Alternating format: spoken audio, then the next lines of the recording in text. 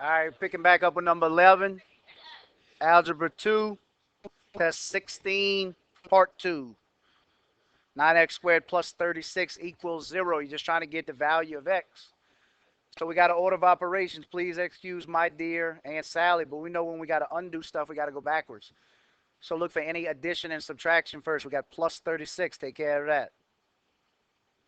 So you got 9x squared equals negative 36. No more addition and subtraction. Look for multiplication and division. Take care of that. X squared equals negative 4. No more multiplication and division. Look for any exponents and take care of that. Remember, to get rid of x squared, you take the square root. That cancels it out. Just like addition cancels out subtraction and multiplication cancels out division. If you do it to that side, do it to this side. X equals the square root of negative 4. What's the last thing we have to do? Got to get that negative out of there. That's a no-no. We have to make that into a complex number.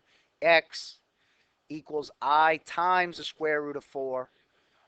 And I actually should have taken it one more step a second ago. The square root of 4 is 2. So I times that, or x equals 2i would be a neater way to write that. 2i. Got to take the square root of 4 was the last thing I forgot to do a minute ago.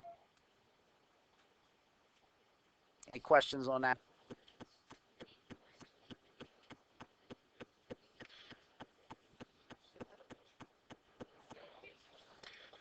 Okay, we're writing 12 in the form a plus bi. So you want a times whatever's multiplying by that imaginary number. First thing you want to do is get that negative out of there. Y'all gotta take that negative out of there. All you got to do, that's a simple thing. All you got to do is multiply I times the square root of 64 plus 5. We know the square root of 64 is 8. So that's 8 times I, just to reverse it, or I times 8 plus 5. It wants it in this form, a plus bi, so just reverse the order. 5 plus 8i. Any questions on that one? Find C. C is equal to half of B. So divide it by 2 and square it. Ax squared plus bx plus c. B, in fact, is 18. When you divide that by 2, you get 9. And when you square that, you get 81. So C's value is 81. Any questions on C? We're going to use that one for the rest of them to complete the square. X squared plus 8x plus 21. 21, we cannot factor this like we were doing earlier because 21 is not going to be able to be factored to give us the number 8. Because all you have is 1 and 21 and 3 and 7, and that pair doesn't get you to 8 like we did earlier. So the only thing you could do is create a new C by moving this one over. Subtract 21 on both sides. So you have x squared plus 8x equals negative 21. We're looking for plus C. We're looking for C's value. So find C just like we did a few minutes ago. Take B, which is 8, divided by 2 and get 4, and square it, and you get plus 16. But if you add 16 to the left, you have to make sure to add it to the right. So x squared plus 8x plus 16 equals negative 5. Then what you can do, since you have two perfect squares, take the square root of that and get x. Take the square root of c and get 4. This tells you what to put between them, plus. So x plus 4 squared equals negative 5. And then solve it like we did just a few minutes ago. Get rid of x squared by taking the square root. Do it here. X plus 4 equals the square root of negative 5. Take the I out. So I times the square root of 5. X plus 4 equals that. Last thing you got to do is move over plus 4. Subtract 4. So just to make this a little neater, where it says a plus bi, we'll make it look like this. X equals negative 4 first, plus the square root of 5i plus bi. Again, if you get this and it's in a slightly different order, you get I in front of the square root of 5, or you get the square root of 5i minus 4. It all means the same thing. There'll never be a difference in order for this kind of thing. Number 15 says rewrite it in vertex form. You have to complete the square first. You got to complete the square just like we did a second ago. Get rid of plus 30 because that's not the right c, so subtract it. So y minus 30 equals x squared plus 12x plus bx plus c. That's what we're looking for. So 12 divided by 2 is 6. Squared is plus 36. Add 36 to this side as well. 36 and 30 give you the numbers y plus 6 equals, we can take the square root of this one and get x, and the square root of this one and get 6. This tells us to put plus in the middle. So x plus 6 squared equals that. We don't want to change it, though, like we did a minute ago, because we're creating vertex form. The only thing we want to do differently here is to move it and get y by itself by subtracting 6. So y equals x plus 6 squared minus 6. So this is vertex form. So what is the vertex of this? Very good. Negative 6, negative 6. Remember, it's the opposite of the first one and exactly what the second one is. FOIL again. Go fast through it. 6 plus 2 times square root of 6 minus 3 square root of 6 minus 6. Look what I did there. I didn't write out 36. Combine these. 6 minus the square root of 6 minus 6. Negative square root of 6.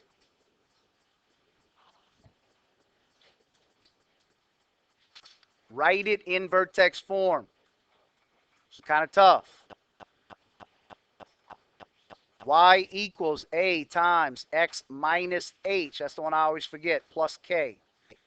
Remember, it's the opposite of X. It's the same as Y. So that's your vertex right there. So it's the opposite of that. So it's going to say plus 4. It's the same as that. It's going to say plus 3.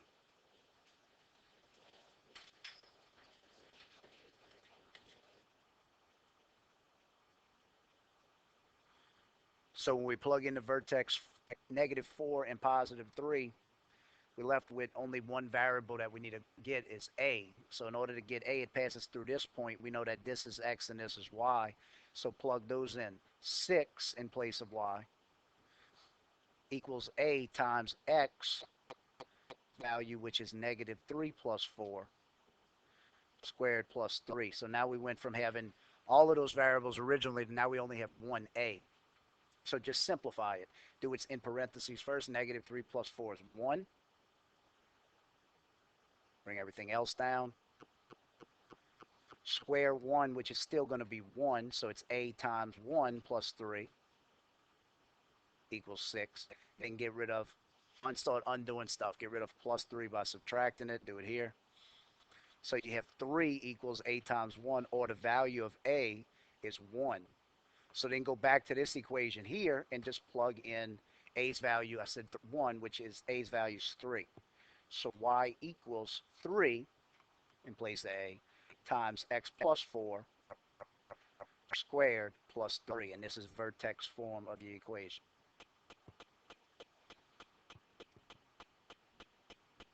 '19 says to graph it. And here again is vertex form.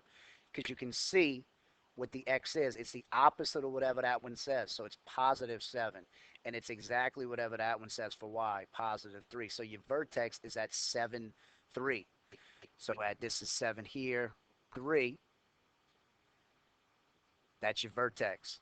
So your graph is either, since it's quadratic, it's either going to open like a U or an upside down U. We know it's a positive because the A value is positive. A is here. It's 1. It's going to be that's going to be the minimum number for our graph. What we have right there, 7, 3. That's the minimum number. So what you want to do is you want to plug in 2 more values. So go to the left 1. So that's at 7. Go to the left to 6 and just plug it in.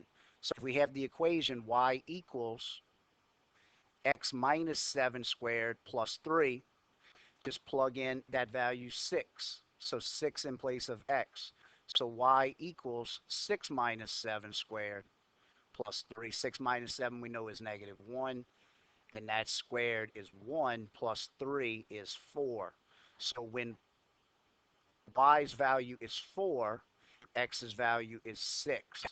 So just plot that point 6, 4. So we already had 7, 3. So now plot 6, 4. That's that point. And remember, this is your line of symmetry when you're plotting parabolas. I know it's been a little while since we've done this with the holiday break and everything. But your line of symmetry runs through your vertex. And if you plot it at 6, 4, then you could go 1 to the right and plot it at 8, 4 as well, because it mirrors it on the other side. And then just go one more down. You went to 6. So for this next one, we'll go down to 5. X equals 5. So y equals 5 minus 7 squared plus 3. 5 minus 7 is negative 2 squared, which is 4 plus 3. So y equals 7. So when x is 5, y is 7. And again, plot that at 5. We're already at 4, 5, 6, 7 is your next point, and your line of symmetry means you can mirror it on the other side, and your graph should look just like that.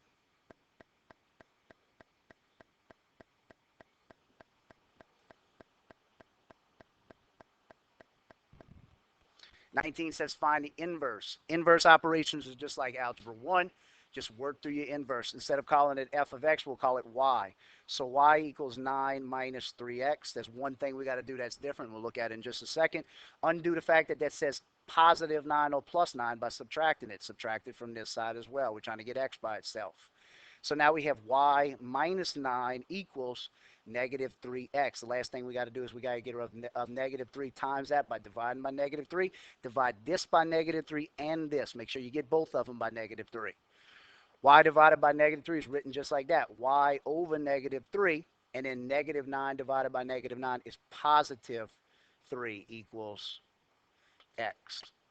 So we got y over negative 3 plus 3 equals x. The last thing you got to do, and this is when you're talking about inverses, is you got to do the swap. You have to swap x and y and make it say y equals, instead of x equals, x over negative 3 plus 3.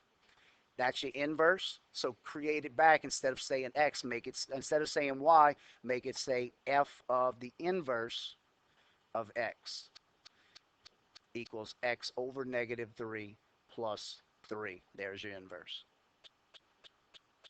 Remember, inverse are just inverse operations. Undo the fact that you subtract, you add 9, then undo the fact that you divide by, or multiplying by negative 3. Then you have to graph this function and then graph its inverse on the same one.